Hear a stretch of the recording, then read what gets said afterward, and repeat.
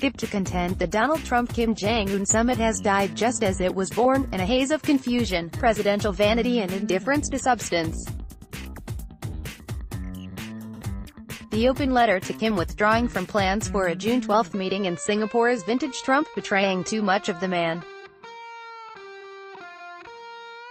It is openly wistful about the summit that wasn't, calling it a truly sad moment in history, based on the airy claim that it would have been a great opportunity for lasting peace and great prosperity and wealth.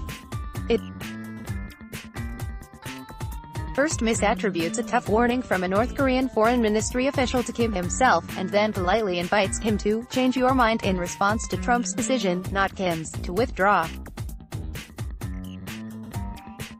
And it leaves an ally in the lurch, disregarding the personal appeal of South Korean President Moon Jae-in to see the summit through.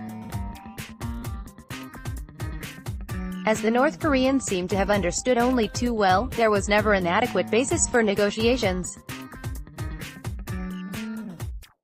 Their decision of April 20 to end long-range missile testing and to shutter their nuclear test site, an action carried out just hours before the White House issued Trump's letter, was presented as their own voluntary decision to contribute to global disarmament, and not part of a bargaining process leading to unilateral disarmament.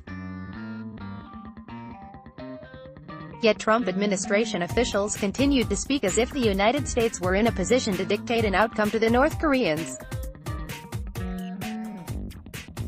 In early May, during Secretary of State Mike Pompeo's second visit to Pyongyang, his host, Senior Workers' Party official Kim Yong-chol, bluntly informed him that North Korea's new restraint, it is not the result of sanctions that have been imposed from outside. Yet Pompeo and National Security Advisor John Bolton persisted in talking as if North Korea could be compelled to disgorge its nuclear weapons program. Only when the North Korean Foreign Ministry dispatched a public message rejecting Bolton's talk of a Libya model, complete disarmament up front in exchange for easing sanctions later, did the White House finally seem to notice that its plans were in jeopardy. But Trump badly mangled his own effort to put some distance between himself and Bolton's rhetoric. Speaking off the cuff before television cameras, he said that the Libya model was actually the use of force, and North Korea would only have to be concerned about it if it did not comply with his dictates. Even this blunder was insufficient to kill the summit. When the North Korean Foreign Ministry again voiced its criticism, it directed its ire at Vice President Mike Pence, who had simply repeated Trump's ill-considered, probably improvised, talking point. Where do we go from here? The only certainty now is that Trump won't blame himself for failure.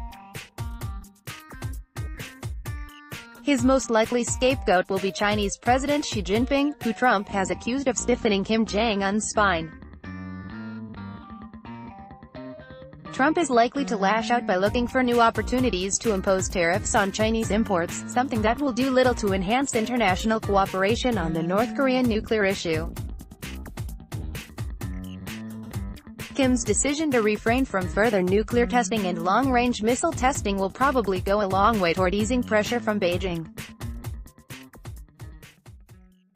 However else he may be remembered, Trump won't be considered a master of foreign policy.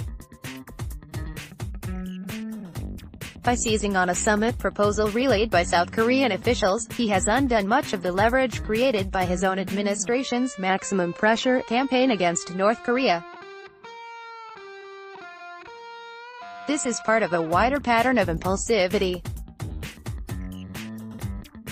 In recent weeks, he has alienated America's major allies and trade partners in Europe by reinstating trade sanctions against Iran despite its compliance with the 2015 nuclear deal. Trying to pick a fight with China on trade, he settled on steel tariffs affecting other partners like Japan.